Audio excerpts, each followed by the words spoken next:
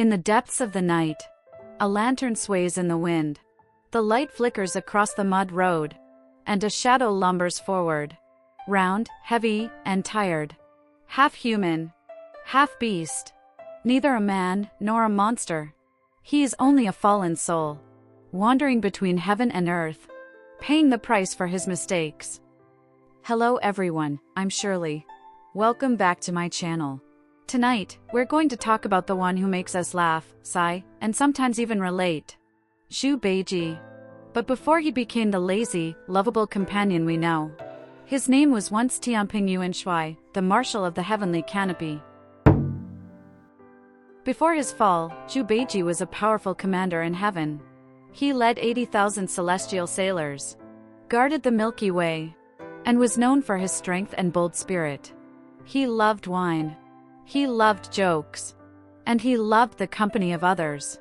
A god who laughed too easily and cared too little for rules. One night, at the grand peach banquet, the immortals gathered. Music filled the sky. And the moon goddess China descended to dance. Her sleeves fluttered like mist. Her eyes glimmered like stars. Tianping drank one cup too many. Drunk with pride and desire, he reached out and dared to touch her robe. The hall fell silent. The Jade Emperor's face turned cold. A single decree thundered across heaven. You have defiled the court of the immortals. Be cast down to earth, never to return. Lightning split the sky. The proud Marshal was struck down. His divine body shattered. His spirit hurled into darkness. Tianping was meant to be reborn as a man. But on the way down, a cosmic wind blew his soul off course. When he awoke, he found himself inside the belly of a sow. 10 months later, in a ruined farmhouse, a strange creature was born. Half man, half pig.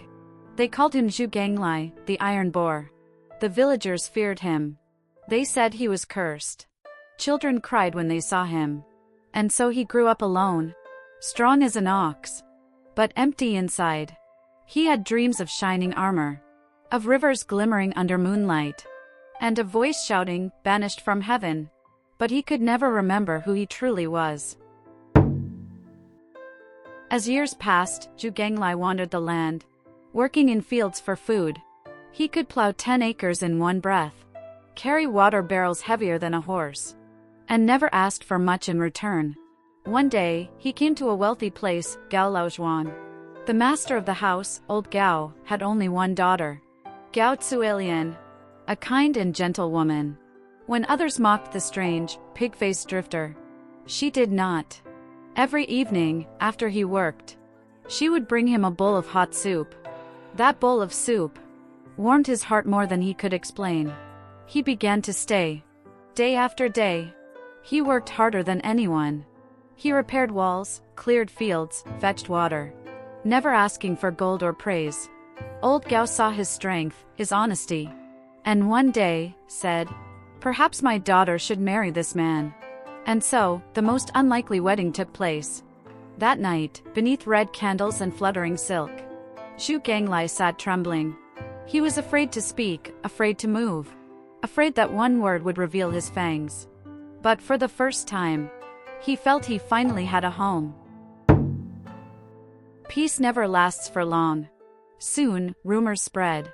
Villagers whispered about strange sounds from the Gao estate. Roars like a wild beast. Footsteps on rooftops at midnight. And shadows too large to be human. Old Gao refused to believe it. Until one moonlit night, he saw the truth. His son-in-law's shadow on the wall. The head of a pig and the body of a man. Terrified, he called for a priest to exorcise the demon. Zhu Ganglie heard the whispers. Anger and sorrow tore through him.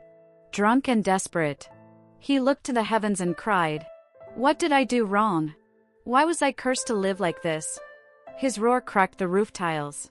And with that cry, his secret was no longer hidden. The villagers fled. His wife, Tsuelian, wept behind locked doors. And Zhu Ganglie vanished into the mountains. Alone once more. Not long after, Tang Sanzang and his disciples passed by the village. When they heard that a pig demon had captured a woman, son Wukong smirked. Another beast to deal with. That night, the Monkey King crept into the Gao household. Inside, he found the so-called monster. A drunk, snoring figure surrounded by empty jars. "Filthy beast!" Wukong shouted, raising his golden staff. The creature leapt up, grabbed his nine-toothed rake, and the two clashed. Iron against gold. Sparks against moonlight. They fought from the house to the yard. From the yard to the sky. Though Ganglie was powerful, he was no match for the Monkey King's agility. After 100 rounds, Wukong feigned retreat and struck suddenly, his staff pressing against the pig's throat. "Submit," he yelled.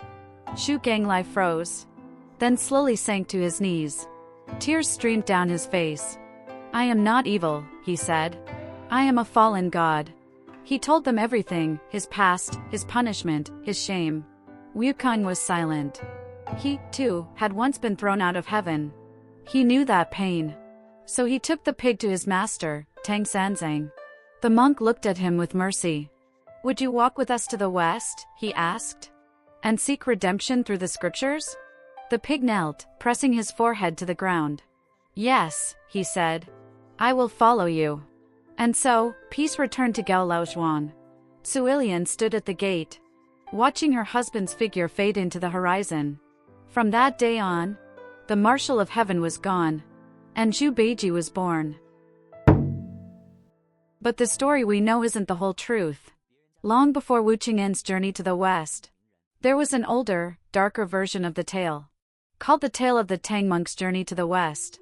In that version, Sun Wukong, Zhu Beiji, and Sha Wujing were not funny or kind at all. They were real demons.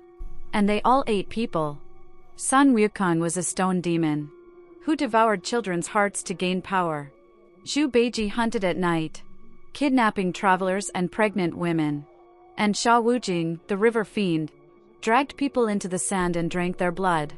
It was only later, when Wu Qing'en rewrote these ancient tales, that he transformed monsters into monks. He added Buddhist compassion, Taoist philosophy, and human warmth. He turned horror into redemption. That's why Journey to the West endures. Not as a ghost story, but as a story about awakening. Zhu Beiji's tale is the most human of them all. He's lazy, greedy, fearful, but full of heart. He reminds us that enlightenment isn't about escaping our flaws, but walking through them. One mistake, one step at a time. Sun Wukong is the heart. Tang Sanzang is faith. Sha Wujing is endurance. But Zhu Beiji is us. And next time, we'll meet the quietest of the trio. The one who carries everyone's burdens and bears his sins in silence.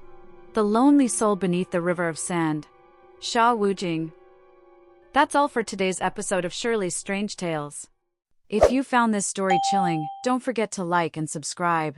I'm Shirley, and I'll see you next time with more true and haunting stories.